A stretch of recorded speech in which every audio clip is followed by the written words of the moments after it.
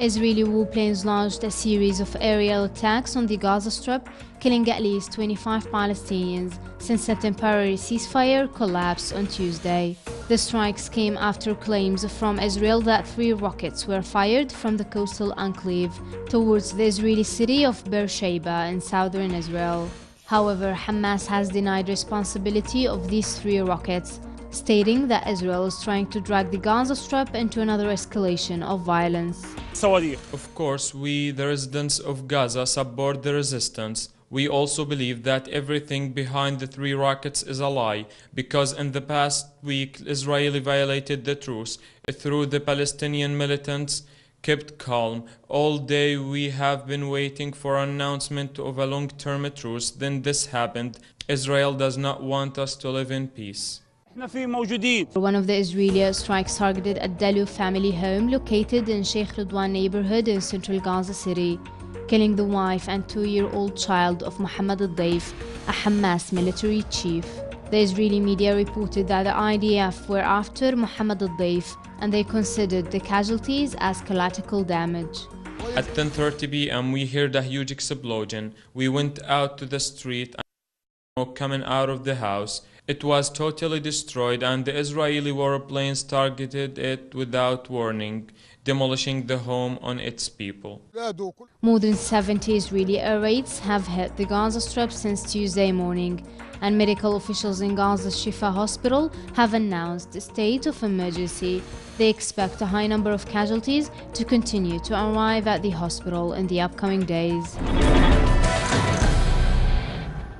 Residents of Ferguson continue to go out into the streets despite attempts by politicians and police to prevent the ongoing demonstrations. The first night we just saw cars actually pulling around and circling us and then parking on the parking lot, which was of course intimidating people from coming in. The second night, which was last night, they actually came up to the door with guns drawn. Police tactics aimed at discouraging the protesters have included physical violence. A kid threw a plastic bottle towards the officer, and I guess they got mad and started chasing everybody.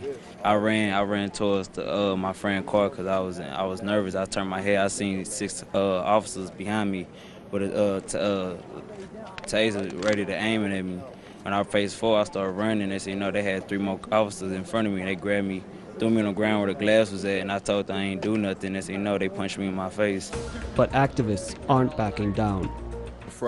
On Friday at 12 noon, there will be an announcement of a massive multi-million-dollar lawsuit against the city of Ferguson, against the mayor of Ferguson, against the St. Louis County Police for violations of the civil rights of the marchers. Despite attempts to dissuade them, people are still taking to the streets of Ferguson, Missouri. This week marks the official start of campaign season for Brazil's general elections, scheduled for this October. Current President Dilma Rousseff is the frontrunner, with Senator Aécio Neves currently polling in second place.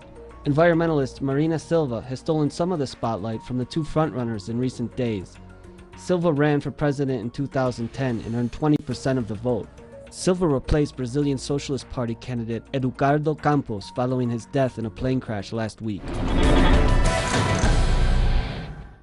The Argentine Congress will now address the local sovereign payment of the foreign debt that President Cristina Fernández announced last night in response to the Vulture Fund holdouts.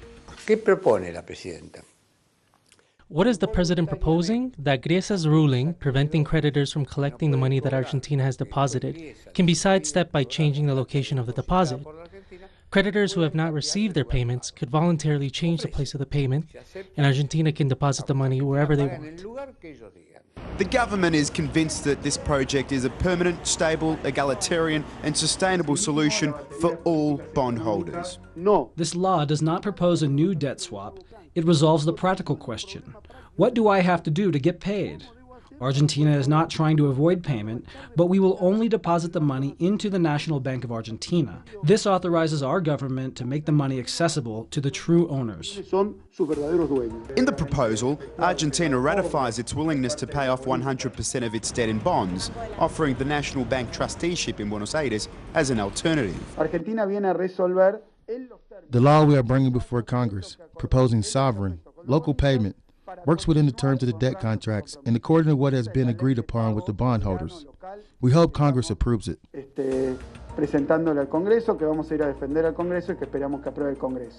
The legislative project has been handed into Congress by the government, and proceedings in the Senate are expected to start next week. Officials of the FARC guerrilla group and Colombian government announced Wednesday that the peace talks would resume in Cuba. The news came after both groups heard accounts from a delegation of victims of the conflict. The guerrilla movement and the government have welcomed victim participation in the negotiations. Trucks filled with Venezuelan humanitarian aid arrived in the Gaza Strip on Wednesday. The 12 tons of much-needed humanitarian aid are now being transported with the help of the Egyptian government and the International Red Cross. The aid effort was nearly hit by Israeli rockets upon entering the Strip as a missile landed some 50 meters away from the convoy. Fighting between the Ukrainian army and the eastern rebels intensified this week. The army has now entered the rebel stronghold city of Donetsk. Ukrainian officials also claim to have entered the city of Lugansk. Kyiv's military breakthrough comes after almost 7 months of fighting. The Ukrainian army has used ballistic missiles during its offensive against eastern rebels, leading to a growing humanitarian crisis.